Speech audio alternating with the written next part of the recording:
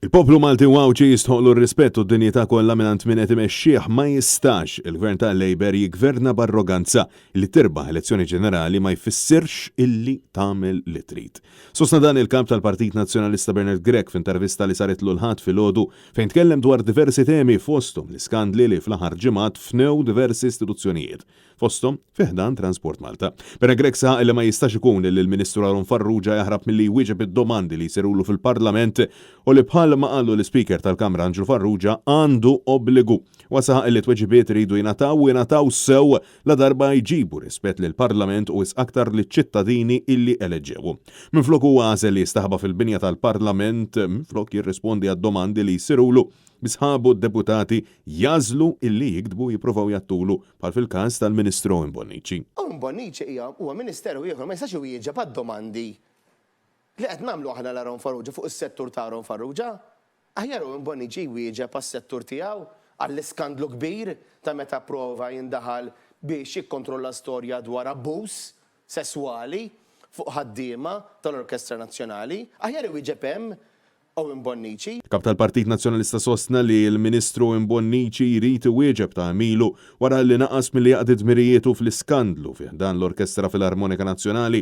Bernard Grech insista illi Bonnici prova jikkontrolla l-istorja billi ċempel il-ġurnalisti ta' Net News u minflok ra kif għamel biex dawk ħatja ta' fastidju sessuali fil-konfront ta' impjegata jingħataw illi ħaqhom għażel illi kaxkar saqajh u jipprova jostor l-istorja. Għalhekk qed nibqgħu ninsistu għar-riżenja ta' Imbonnici għaliex meta Imbonnici naqas lejn dik it-tfajla li għamlet l-allegazzjonijiet, naqas lejn l-Orkestra Nazzjonali, naqas lejn il-kultura f'pajjiżna u wkoll iva naqas lejn il-poplu Malti wawċi. Mhuwiex aċċettabbli, le, mhuwiex aċċettabbli li jkollok fastidju sesswali, li jkollok abbuż sesswali, li jkollok ħaddiem, li jkollok ħaddiema illi ma tistax tibqa' tmur għax-xogħol għaliex qed ikollha qed issofri abbuż.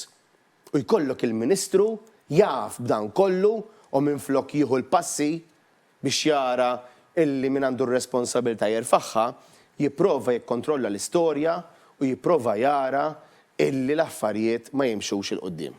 Mistoqsi dwar is-sitwazzjoni fl-isptarijiet lokali Bernard Grech sostna li l-forzi tal-ordni qed jintużaw biex in-nies jitkeċċew mill-isptar Mater Dei. Dan wara li d-Deputat Nazzjonalista Pola Mifsud Bonnici żvelat fil-Parlament li anzjan 84 sena miet waħdu f'daru allegatament wara kedda illi ħa kif ġie żgumbrat mill-pulizija għax ma riduħx jibqa' jingħata l-kura fl-isptar. Wasaħa illi dan il-gvern mal-ħuta l-kbira qed jara għajnejh iżda maż-żgħir jitrattah b'dan il-mod.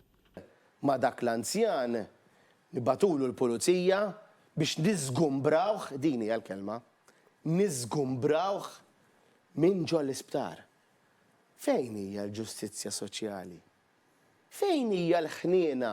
Fil-waqt li saħaq illi fil-qasam tas-saħħa hemm problemi serji, Bernard Grech insista dwar il-problemi tal-mediċini out of stock fejn sansitra żvela illi hemm l-insulina out of stock. Ta' fil-waqt li faħħar il-ħidma tal-infermieri kundanna l-aġġir fil-konfront tagħhom. Alla ħares m'għandniex it-tobba, l-ispeċjalisti, l-infermiera, dak il-care workers kollha, dawk in-nies assistenti anka għall-infermiera fil-qasam tas-saħħa illi jaħdmu bil-sinhom barra u taf x'jagħmluhom meta b'xi mod jippruvaw jitkellmu għaliex hemm bżonn li jkollhom paga aħjar, jgħidulhom jekk ma jogħġobkomx itilqu.